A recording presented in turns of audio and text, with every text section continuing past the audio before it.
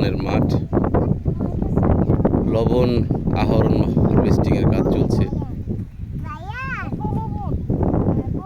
সেই লবণ মাঠ রিদিশ এবং রায়ান পরিদর্শন করতেছেন, সাথে মিসেস রুবনা তাদের অ্যাসিস্ট করতেছেন।